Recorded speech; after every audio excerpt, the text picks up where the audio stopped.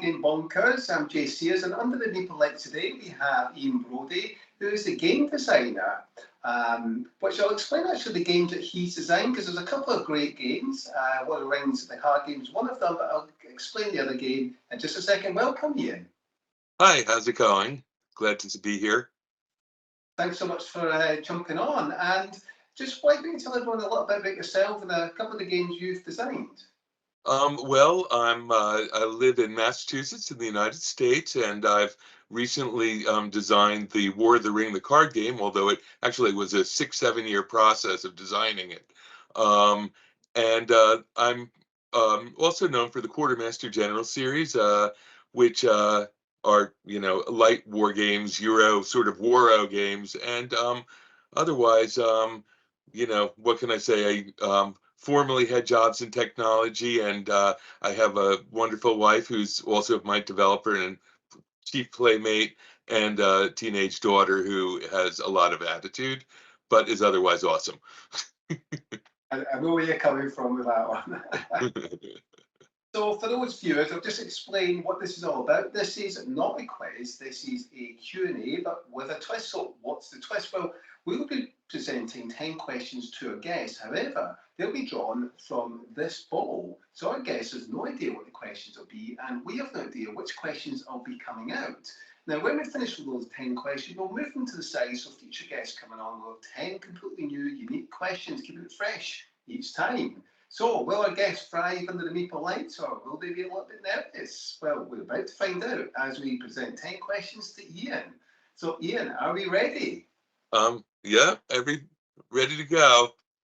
Fantastic. So, we'll drop the first question, and I will say there's a few fluffy questions in here, but the majority are related to the board game industry, so we'll see what we've got as the first one.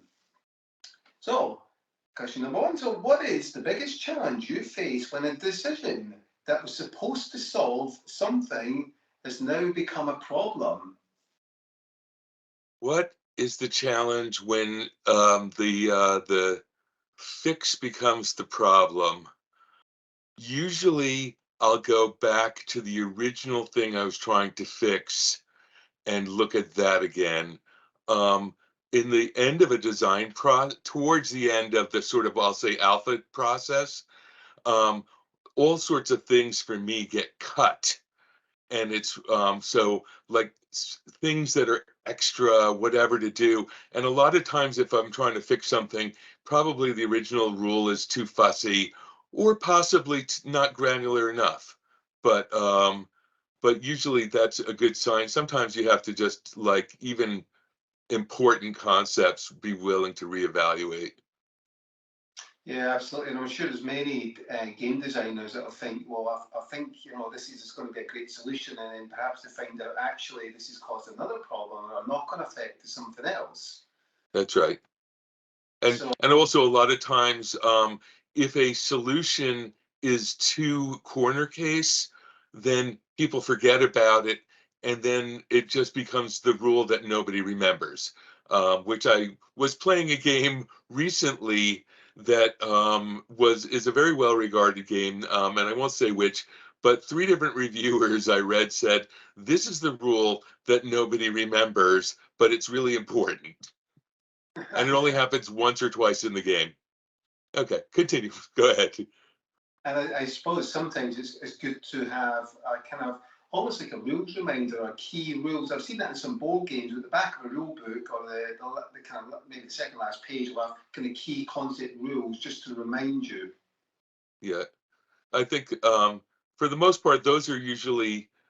I think the key concepts are important when you're getting to play, or when you need some specific wording, if there's a timing or something complicated. But actually, the thing is, with glossaries, is usually the problem is that the rule that everybody's forgetting is buried in the rule book in a weird way that the designer didn't quite realize. Like, one of the things when I have play testers, some of the first few play tests, I would argue with the play testers, oh, it's in the rule book, blah, blah. And then I realized, if they're not finding it, it's not well enough expressed. And I need to, even if it's in there, obviously I need to do more to bring that out. So it's sort of it's you learn you basically accept everybody's criticism as valid. Yeah, I think there's a board game. It's quite an old. I'm just looking over here, which it was. I think it was Castaways. I really like that game. The rule book isn't the best, and there's a couple of key rules that are kind of in there between paragraphs, and you're kind of trying to hunt away and trying to remember what was it said again. It's not so easy to find. So it's a very good point. I'm just looking behind you. Have you either got a ghost in your property No, or? my cat does not like the door being closed, and pushed it open, and now I don't know where it's at. But yeah, right. It's like, that's how it goes. I felt like I didn't know with the world of Zoom. That's sort of like I thought everybody knew that's going to happen. You don't want all those theories coming on about, oh, there's a ghost, a haunted place. Let's dive into question number 2 It then. is an old house. I have no idea. Fantastic. So, question number 2, is there anything new or different that you would like to see content creators start doing? So do you watch many YouTube channels and content creators and what they do? Is there anything you would like to see different? Um, okay. Yes. I'm here's going to be like the big shocking news. I recently went on BGG and I deleted all of my 300 numeric reviews for games, all of them. I was just like, you know what? It stopped being meaningful, and I want content creators to stop having the last, like, as a designer, sometimes I'm just going to the last 15 seconds of a review to see what that number is. I want to stop doing that. I want that to not be the interesting part of it. And I want a content creator not to tell me why they like the game. I want them to tell me why I'll like the game. Because when you go through, say you go through the BGG top 100, guaranteed, if I said, name the games you want to play right now, there's probably 10 of them, and you know what I'm saying? And so we all like these different things. So, and if I look at some of them, some of those games, I'm going to give like kind of low ratings for me personally. So what's it mean? It doesn't mean much of anything if you don't, you know, if if you don't like garlic, probably skip Italian food. It's easy. You know what I mean? So tell me though that the game's loaded with garlic and not that, there's certain situations where it's so bad where people need to know, or that you loved it that much. But I think that there is an assumed it's interesting. I feel like there's sometimes vloggers have an assumed intimacy with the audience that is because they're looking at a camera, and people are viewing it alone with the person, so that they assume that there's sort of an assumption that you might know what they like and don't like. But of course, people who are looking for reviews of games very frequently have never seen that vlogger before, and it's the first time they're seeing it because there's like, should I spend $60 on this game I'm thinking about? And so they're just looking for reviews of that game and not for, you. No offense to, you at all in any way, but you know what I'm saying, that that's, I think for a lot of people that's so that's my bit. How's that? Like, okay, so they're way I too much. certainly point you made there, Ian, and I think Alex in Board Game Co simply does, he portrays the reviews really well, because what he does, he actually says this is what others may not like or may like, so he takes it from that perspective, which is great. And yeah, it's interesting looking at reviews that content creators do. I know, Tom Fazel and his team in the Dice Tower certainly try and do reviews differently, and they try and mix it up a bit, and they try and get different viewpoints as well. So it's not just one person. It can be difficult. They're a team, of course. It's difficult if you're on your own, and it's a lot of this is subjective as well. It's what that person's opinion is. And Tom Fazel does make a point. Don't get hung up just because I give something a 6, for example. You might like it. And I think that's a really good way to approach it as well. Just because you've given something a 5, now I'm harsh when I give games ratings, but someone else won't love it just because I've given it a poor rating. Everyone's different in what they like. But I think it's been clear when you review a game, that yes, these are your subjective opinions, but it's also looking at what you may enjoy out of the game and what you may not enjoy. Mm-hmm. Yeah, that's right. It's anyhow, that's what I would like to see from, and I think it's difficult to one of the things that's um, difficult is that when there are actual problems with the, like you think compared to say restaurant reviews, if there's a problem, with restaurants we kind of know it, and we all feel the same way about it, and most of the time, like the food was off, the service was bad, um, and trying to exhibit those sort of commonalities, like there was a game I purchased at a good price, but it had miniatures that were done the way that miniatures people like, in the kind of plastic, and they were super hard plastic, highly detailed. But getting them off the sprue was like, I'm not a miniatures guy, so I wasn't there with the clippers and the carefully doing it. I just wanted to pop them off, and so half the infantry guys don't have guns. On this, so that to me, like, that's the sort of thing that, like, if you're a reviewer, you warn people, but then and then that'll fall, zeros or tens either way. For the miniatures people, they'll be like, thank goodness somebody made high quality plastic minis in a game that I can reuse, and other people will be like, this game looks terrible. So Yeah. that's a perfect example of where but I really wish that but something that is tricky is that in terms of the badness, when there's a badness, I mean, like, I kind of feel like if it's not totally subjective, mention it, but if it is, like, why there's 10,000 games, to review, you know, like, why I mean, there are people who get criticized because they don't give bad reviews, and I used to think, yeah, maybe that's true. In other ways, the best way to see a bad review is to see who's not reviewing it, in a way, especially in a situation where people are given games and there's sort of a little bit of a, I mean, like it's tricky. I think it's tricky, and I think that there's not that much space for negative reviews, and there's a lot of space for positive reviews. Let's just, or as they say to kindergartners, don't yuck someone else's yum.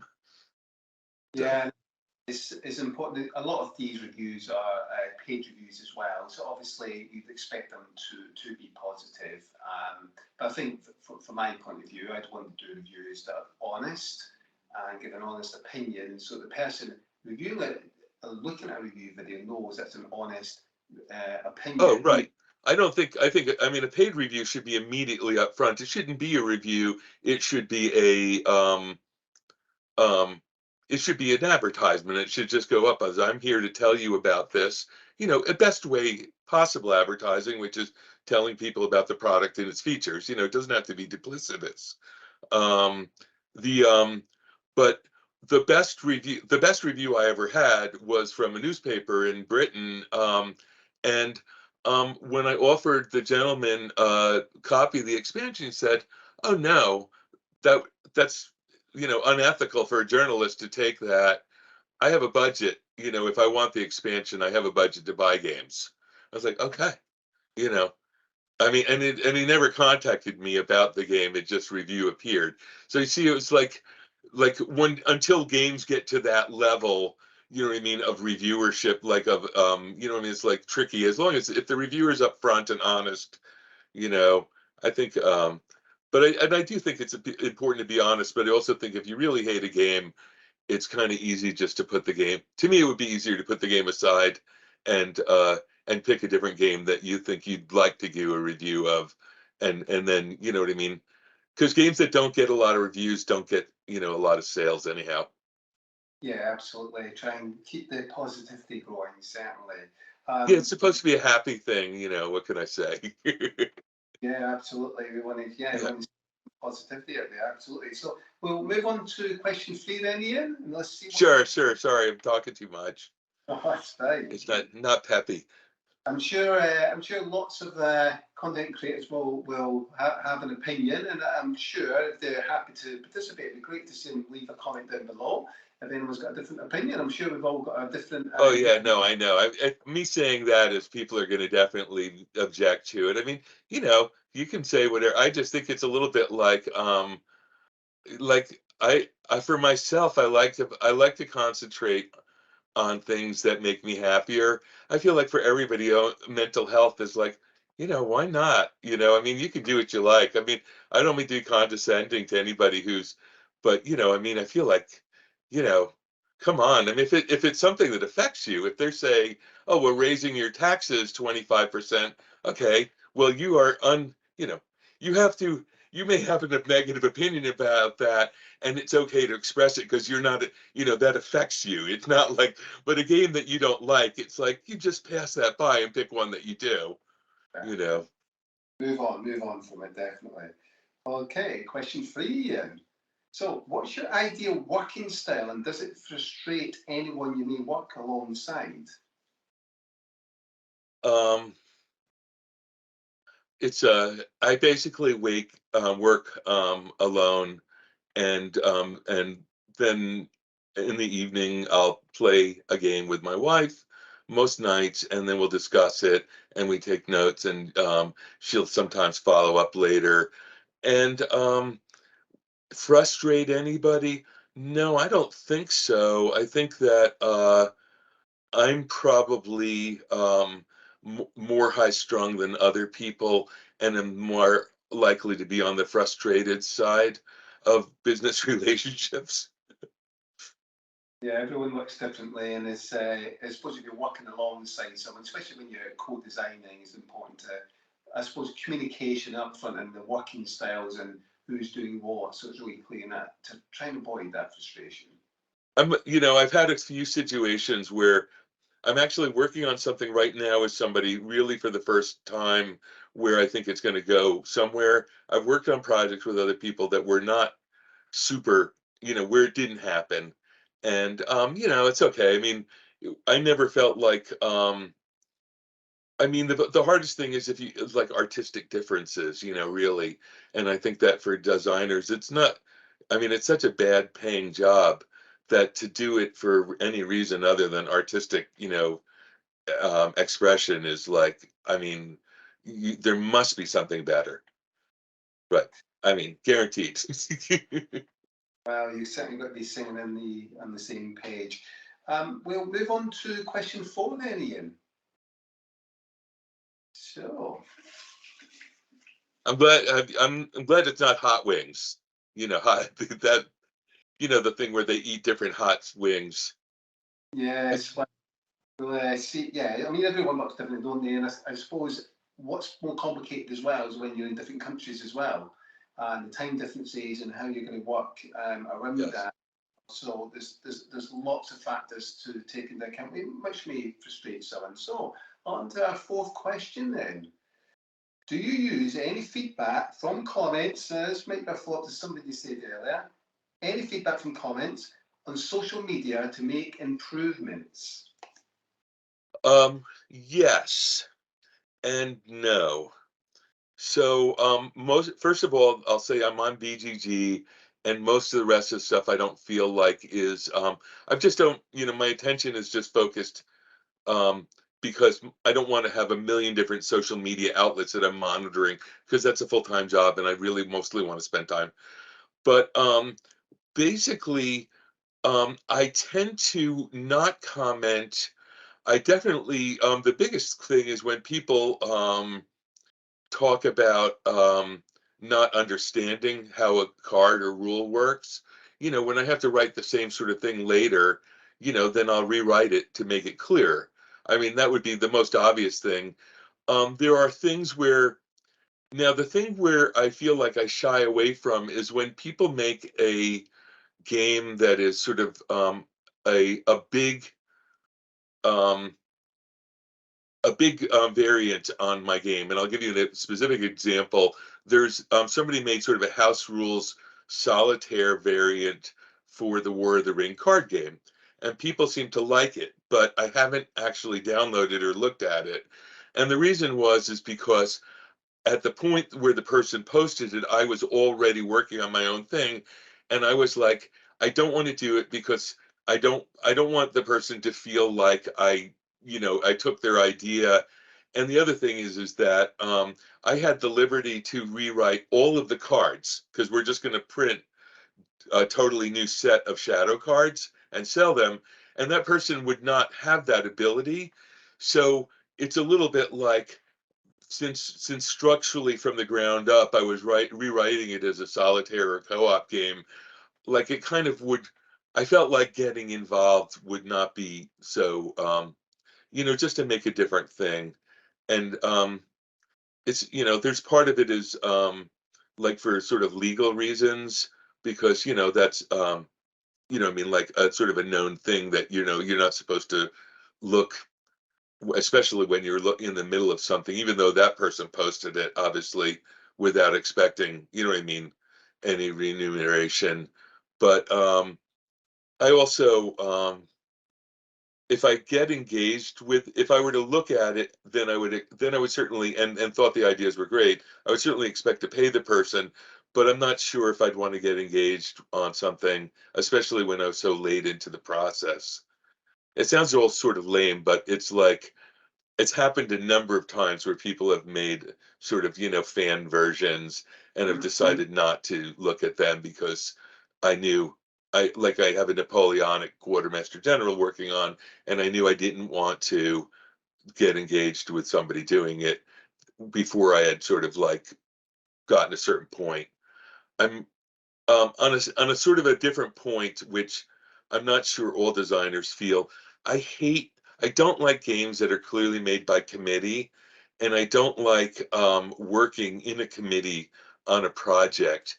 And a lot of times, and games are communication, and a committee or like a meeting room has qualities that mean the persuasive arguer may win the argument and have this apparent rightness, when a more critical analysis will reveal that somebody maybe who's more timid or isn't able to present their argument will end up, having the better solution, but because they weren't.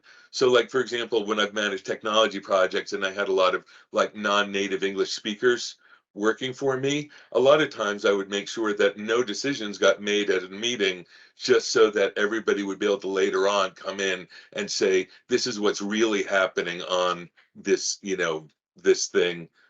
But I didn't know how to say that at the meeting. Yeah, it's an interesting viewpoint, certainly. And I'm sure we've seen games as well, haven't we, where someone is credited, a fan to say, idea from, so that, there are ways around it. And, everyone's got a completely different viewpoint on this, and different ethical stands on what they believe in. And I'm sure there's positive, constructive feedback that you would get. And I'm sure there's the opposite feedback that comes through in social media and Board Game Geek.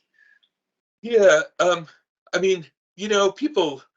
I, I'm so willing to immediately say you're right to people that I think I deflate them at times, and I'm also completely willing to disengage and just not argue. Like, okay, um, you know, it's the, I mean, like, it just doesn't solve anything.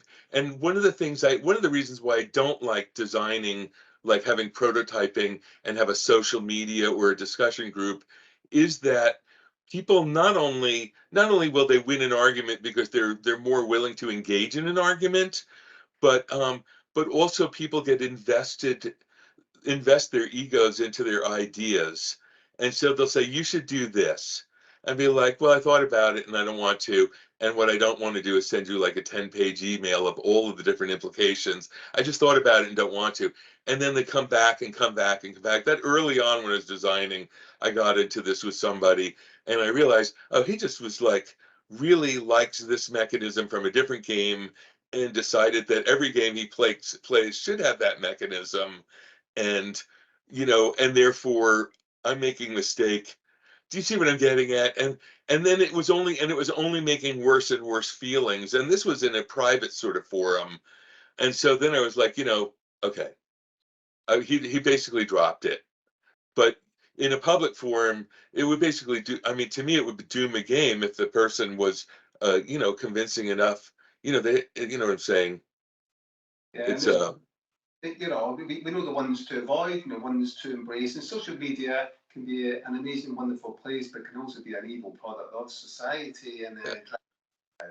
But that's obviously the way it is sometimes, and we know the ones to avoid. So we'll move on to question number 5 then, Ian. okay. Let her rip. I'm getting myself more and more. I'm like I'm digging a deep trench of. Well, we'll see how it goes. So we haven't had any fluffy questions yet. So, okay, so this is quite an interesting one. So what are your thoughts on board games being made available for digital download in apps and Steam? Okay, what are my thoughts about board games on digital apps like Steam? Yes, you have digital apps available. Games that are made into apps, as well as games available. For example, Scythe is on Steam. You've also Right. small games, so you've got those games available now in digitally. I mean, many of my games are available on Tabletop Simulator, Steam, and also Tabletopia. People have made modules. Um, and there's Vassal, and then of course everybody would hopes to get something where it's a licensed game. I myself had two different prod, contracts to make digital versions of Quartermaster General, both of which fell apart. But what was interesting is that really a board game has to sell a lot of copies for it to be worth the digital publisher to make.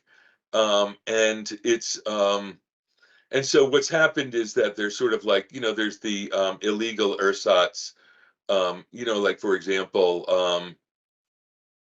so like on Tabletop Simulator and whatnot, people playing. And I know that it's being shown, and I don't know how much data there is, but whatever, that many people say that if your game is well played on that, you'll sell more top copies. And I think that's probably true without, questioning that.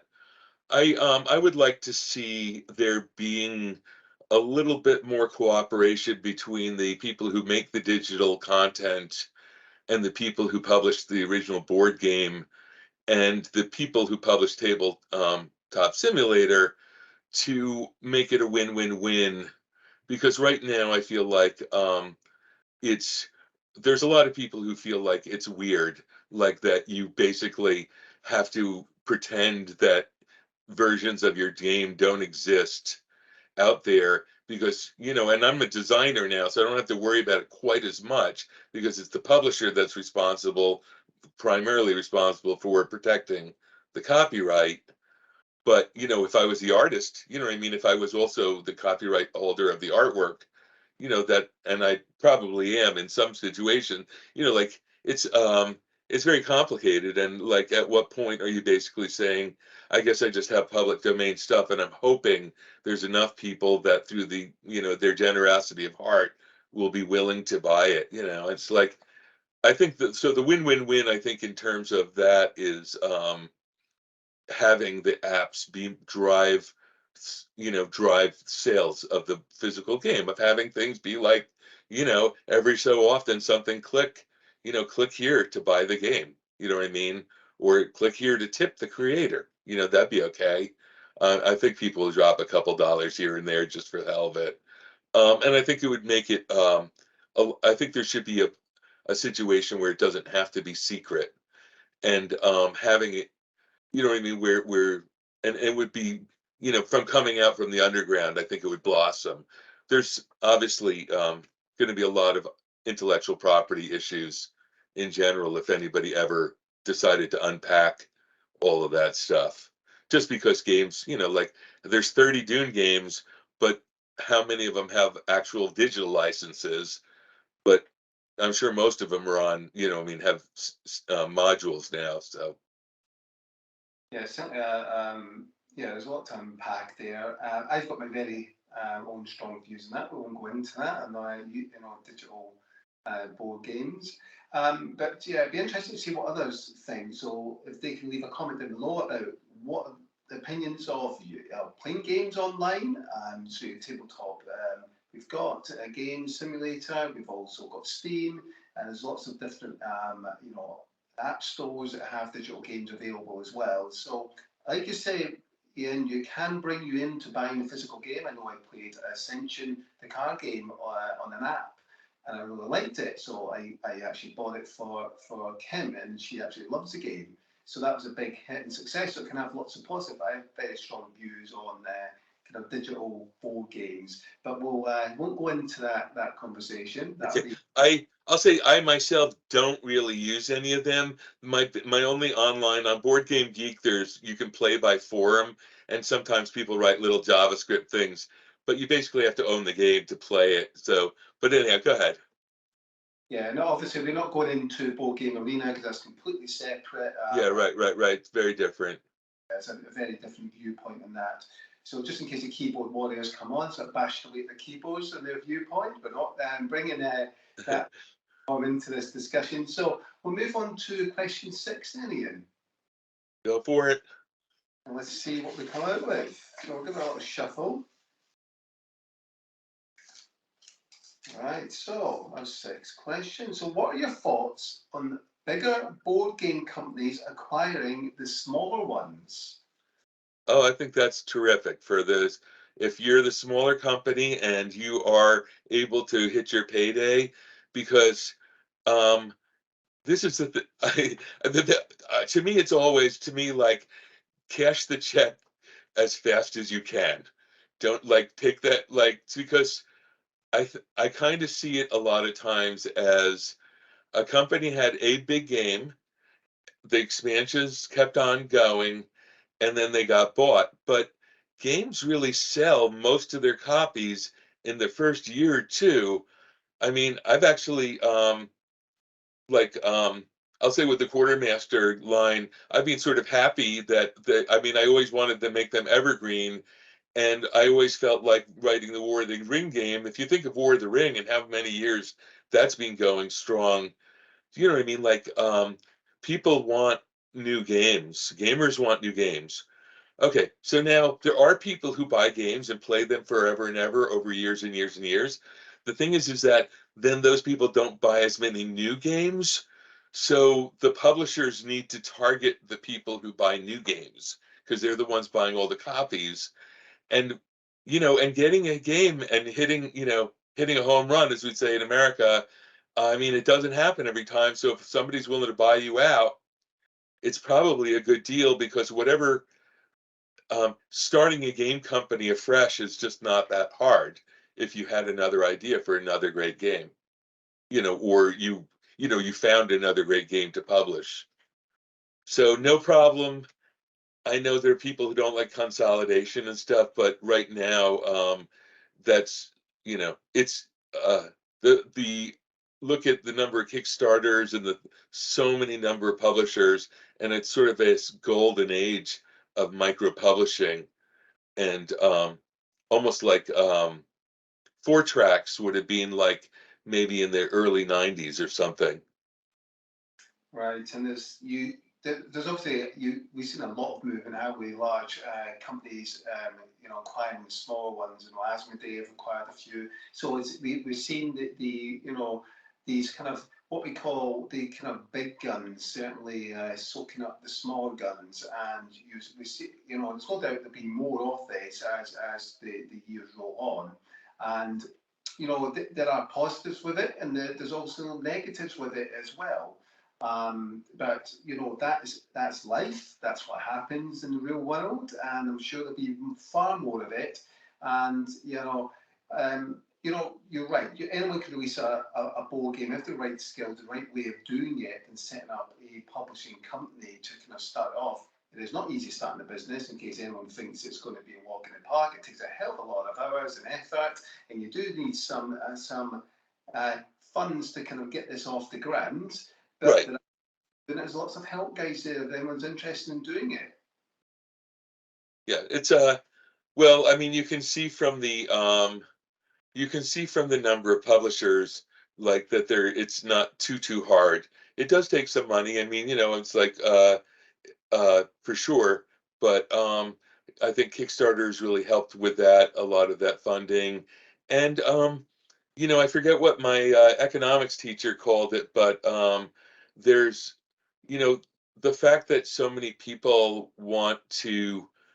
will essentially accept below market wages for their work, that it basically, like, when somebody designs a game, they put it on Kickstarter, they do the whole thing.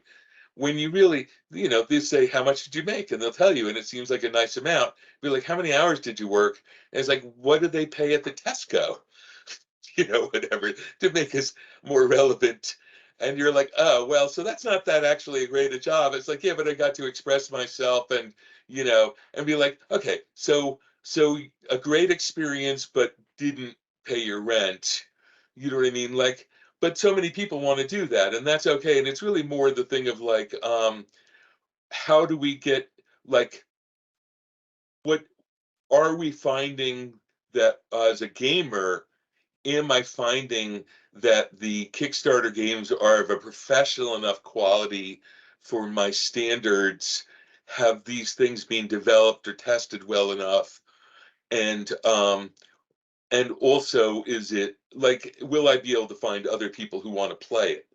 I think that so many people are consuming so many games, and that's fine. That like, one thing you find is that easier games are slightly more popular as people want to consume more games, and also it gets to a broader audience, and you don't have to have 140 IQ to work out like how to play an SPI game from 1979. So you know it's so anyhow, but for whatever reason, and I do not think it's because of a declining attention span. I think that there is an expectation of a higher level of activity and interest per minute spent gaming, and sometimes shorter games, what I mean, can fulfill that, but don't have the meat to like go for 2 hours. You know what I'm saying? And that's good that they're only 45 minutes. But I don't even know what the question was. So yeah, it'd be interesting to see how things evolve with larger board game companies taking over these smaller ones and what. Yeah, right. I mean, the thing is that, so I think that it's happening. I feel like the biggest issue is that, and I think it's for American games, the thing that I've thought about most in terms of my own, like having the War of the Ring, the card game, I worry that all of a sudden, if, say, Asmodee and Hasbro merged, that, I mean, so suppose all of a sudden that I'm no longer able to write War of the Ring, the card game, and I've invested, a lot of design. Nowadays, just like a movies, when you develop a game, you expect, if it's successful, that you'll, be able to, milk the cow for a few more seasons. And and so, there's that sort of intellectual property bullying. I don't see consolidation to, like, okay, I worked on Wall Street many years, and I've seen industries where there's consolidation, where there's near monopolistic, but between Games Workshop, Asmodee, Hasbro, and Ravensburger, there's a couple, second step down, you know what I mean? Like, I would say those are the four bigger ones. And I don't even know if Ravensburger so many puzzles, but I'm looking at it as like, you know, kind of public companies that have, like, I feel like those are the ones that would be most likely trying to buy up. And I don't know that all those companies are public, but companies that are the size that could be public, say, and are, have cash in the bank to acquire big properties. Yeah, I'm sure we'll see it more and more as we go on. Yes. Essence here that unravels. So we'll move on to our next question, Ian. So we're on Okay. number 7. Okay. So let's see what we got. What's the biggest value someone new starting off can bring to the board game industry? So, a new game designer, is there anything that they could bring to the board game industry? What should a new game designer bring to the board game industry? Um, I would say, um, that's really hard. You know, $100,000 would be a good start. Then, then that'll be enough to get your game printed and all the artwork done and into distribution with a small ad campaign. Um, Other than that, I mean, that you have to have some humility about knowing, knowing that who you're not going to be able to be, uh, like that you may have a great game or you might not, and whether or not it becomes a best-selling game may or may not be because it's a great game. I mean, they are correlated, but not perfectly.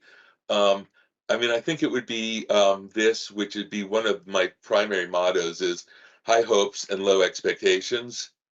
So that would be the main thing. Because if you want to get into it, because it should be because you have a great game idea, if it's because you think you love gaming and you'd love to be a designer, well, it's like, don't do that. That's like, you know what I mean? That's the world. There's enough bad games out there. If you don't have something that's really making you want to, and you should want to play your own game.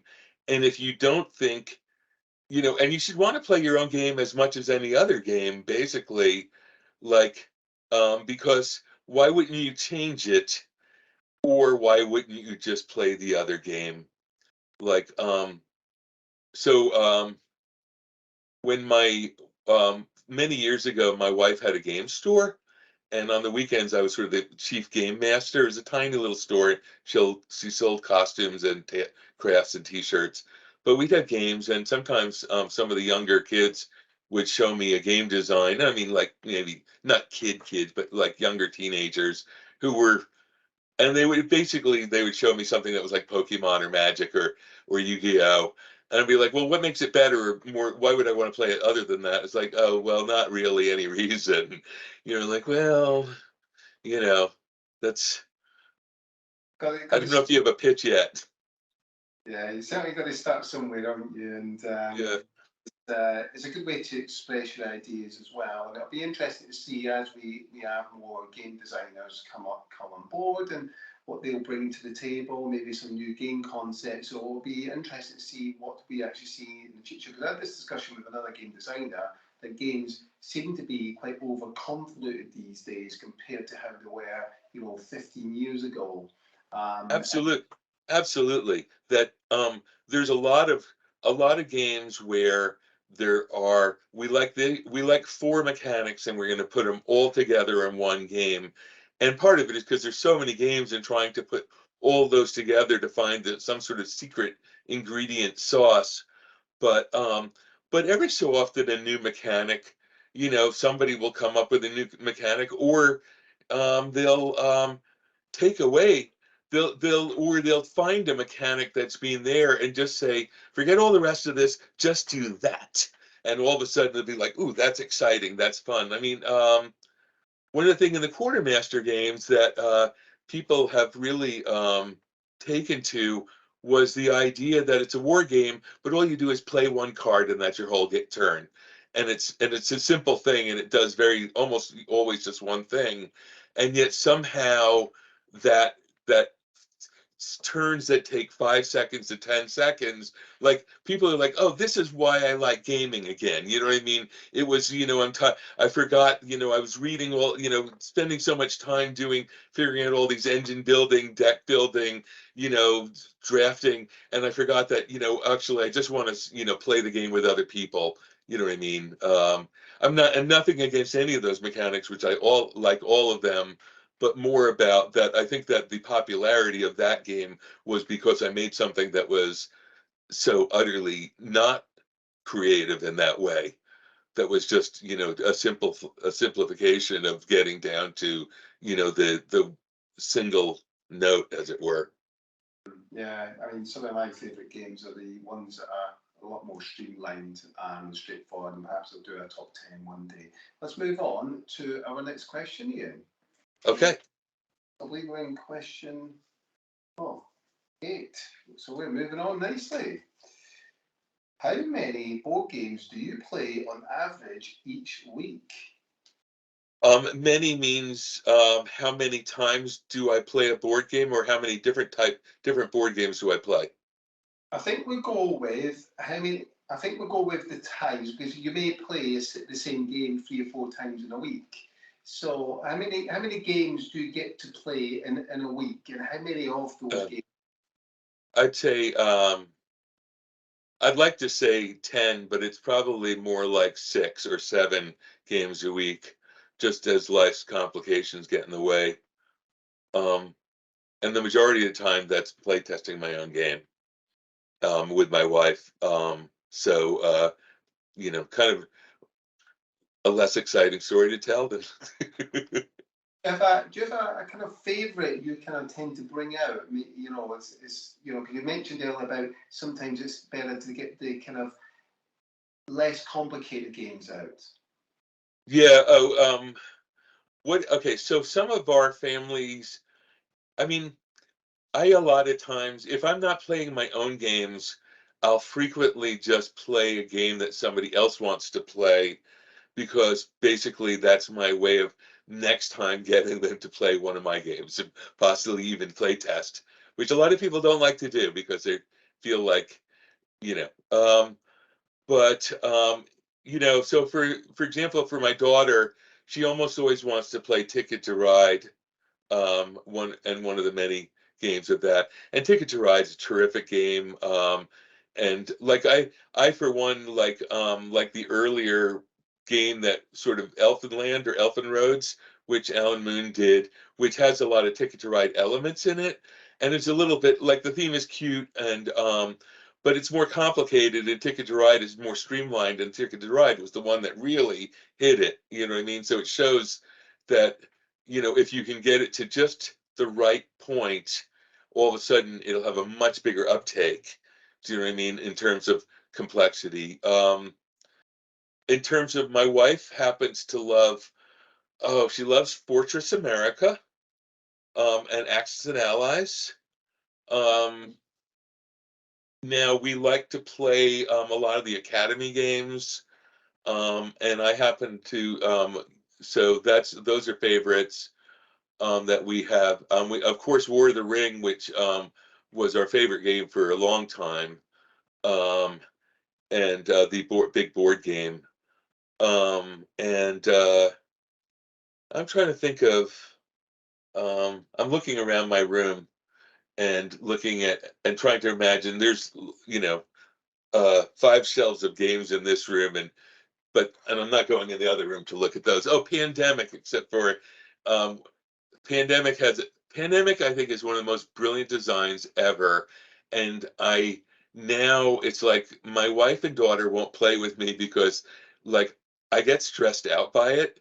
I think a designer should manage your emotional state like a director of a movie. Not all designs do that. There's a lot of abstract or a lot of bolt-on themes where you don't get that.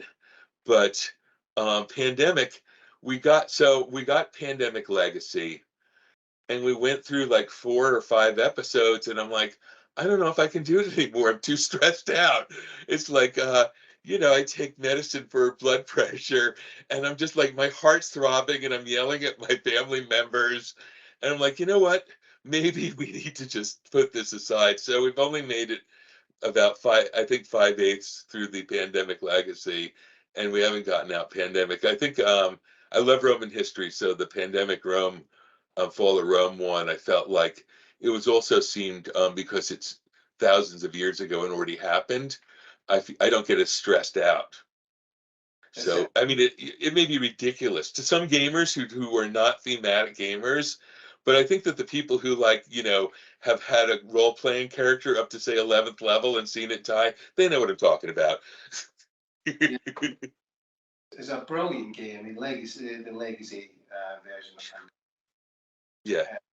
anyone's not tried it yet, I think they should give it a go, because it's one of the best games that's ever been designed in the past. I actually still own Pandemic. I really do enjoy it, and I've got a few expansions for it. And yeah, so Axis and Allies. Actually, I believe it or not have the Axis, Allies, and Zombies because we did a review. Well, actually, we did a video on looking at weird and strange board games, and that's one of the games we checked out. But I'll put the link in the description down below for those to check it out. And it's quite an interesting video and take on it. So we'll move on to our 9th question, Ian. Okay. Let's see what would come out of the bowl. Right. Numbers. Number 9. What do you see as the top 3 misconceptions about the board game industry? So is there 3 main elements that people perhaps portray as a misconception about the board game industry, perhaps those who are not familiar with the board game industry? Okay. Misconception number 1 is that that things that look professionally done aren't professionally done. That essentially in many facets, from the well, this looks terrific, they must have play tested this 500 times, or well, that sure looks like a nice website. I wonder how big their customer service department is. So I think that, and a lot of people, okay, so and one of the things is that there's a lot of people who have no concept of entrepreneurialism.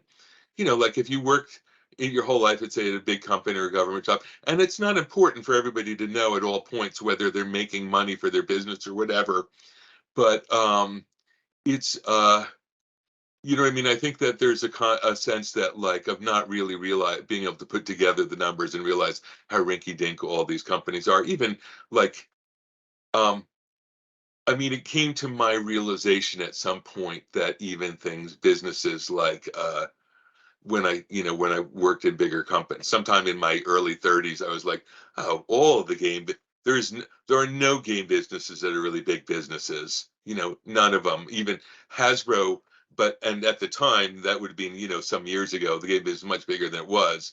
Hasbro's only big because it's got a toy business. At the time, that when I came to that realization, Hasbro game business was 10% of its toy business.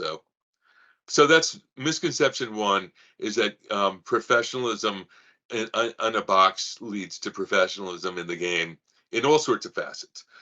Misconception number 2 is that it's hard to.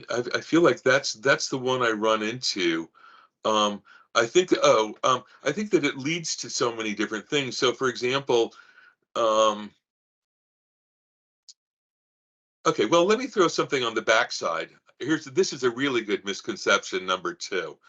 This is from publishers have the misconception that gamers will want to go to their game site or look at their product up online. The rules that came in the box are the rules that the kids or the adults will play. That when my wife had the store, at one point, our most popular product were the Mage Knight collectible miniatures, which I think are awesome. And I have a lot of them. And I think this is a terrific game, except they basically broke their own game because they kept on changing the rules. And the kids were like, I don't want to play in the tournaments if I don't know what the rules are. And I don't want to look up online. I just want to play. If they should work it out. Right, exactly. They should. The publishers should work it out. What you put in the box is what will get played with.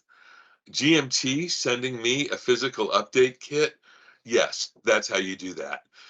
I mean, um, like everybody else, forget it. And I mean, banned lists for card games, things like that. It's very challenging. And so, unless you're Magic the Gathering, you don't get to do stuff like that. Point indeed. Pardon? A very good point indeed. Yes. And this conception that, you're right, you buy a board game, you expect the rule book to cover the rules and you expect it to be clear. You don't expect people to start going to Board Game Geek to look at a rules update on a website. So that can be extremely consumer. It's a video game concept. It's a Windows update concept. It's all fine, but this is a much more ancient medium, and that's just not how updates are done, because you go through the process of making a new edition and hear the massive amount of complaining if you don't make it easy or free, which is also something that's a new thing from, because you say, oh, don't I get download free updates? It's like, no, that's I okay. So third misconception in the game business or about games. I think that um,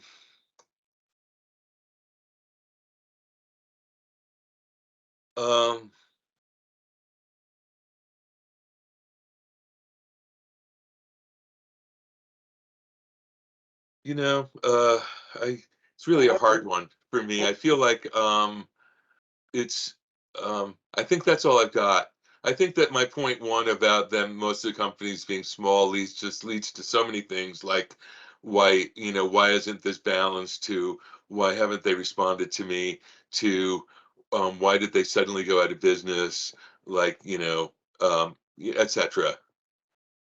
Yeah, there's certainly one conception to be looked at as well about maybe the general public, and when they go to, certainly in the UK, when you go to a supermarket, you'll see Monopoly, and when they think that's the only board games that are available, or some of these silly, tacky, what I would conceive as toys more than a board game on a Right. supermarket shelf, and that can be frustrating for someone who's in the board game industry, because unfortunately in the UK we see that a lot. These large supermarkets, I won't name them, stock really tacky games.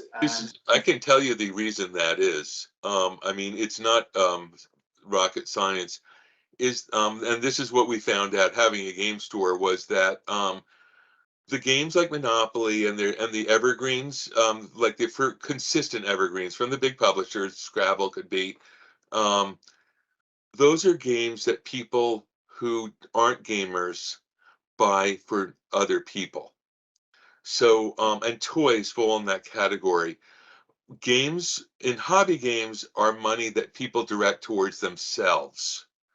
So what a hobby gamer wants, either if you get a game from your best mate or your wife or whoever, it's probably a game that you specified even to the part number. Okay, it's not some random game that, because you may not, you know what I mean, because everybody has that like little thing, is like, I like that, but I will not do a deck builder. I don't like shuffling. Who knows what it is, but there's so many games, and they're all and the hobby games are expensive, so people know. And so what people want is that they want a gift card to their game store or to Amazon or something like that.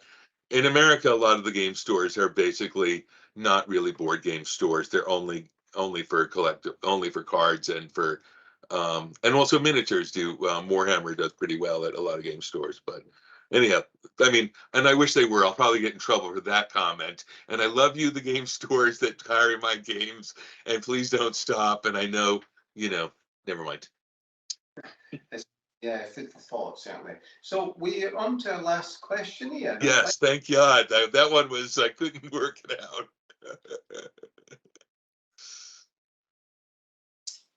Right.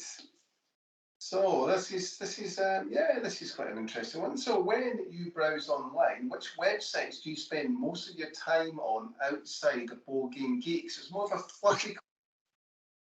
Outside of Board Game Geek, this is like one of the, here's a, I mean, I'm on Facebook because my family is, I mean, like, and also for a little bit of marketing, but I have a lot of friends, but I feel like news sites, I'm a news junkie, so you know, uh, I mean, it's like Washington Post, Wall Street Journal, the Guardian. Just I try to go. I mean, what can I say? I like factual news, and I'm not that keen on opinion news. I know there's probably going to be people who say, well, the Wall Street Journal and the Washington Post are opinion news, but like whatever. I mean, I think um, anyhow, that's for part of it is I just I really like foreign affairs. I have a master's in public policy, so I'm just interested in governmental affairs and politics. But I'm trying to think of sites that I follow the stock market, but um, I really like the site Jezebel, okay, which is a news site that's mostly targeted towards women. Gives you a good, nice viewpoint on like that maybe you're not always seeing as a guy, as a middle-aged guy. Um, something, and I get small factoids I can bring up with my daughter to make me seem like I am paying attention to Taylor Swift. Um, The tips for male viewers there. yes. Um, yeah, that's pretty. I feel like I should mention some sites, but that because of reviewers that give me nice But I'm not going to lie that it's mostly since Board Game Geek is where I sort of have chosen to engage with people who are gamers. I kind of use that. It does kind of feel like a lot of work, like answering questions and the rest is just because I don't you know I don't know how to figure out how to lower my blood pressure, so just watch the world news. Yeah, I'm sure there's we certainly give good insight there, Ian. And well, that brings us to the end of our questions. Thank you so much for joining, and for our viewers there, if you haven't already done so, please consider subscribing to the channel and liking this video as well. And comment down below any particular highlights of today's show that you enjoyed, and perhaps you've got some questions you'd like us to present our future guests. Please let us know in the comments down below, and any links to anything we discuss we'll put in the description down below, and we'll see you in the next round. So thanks so much for watching. That's all for now. I'm Jay Sears. A big thank you to our guest Ian Brody, and until next time, take care.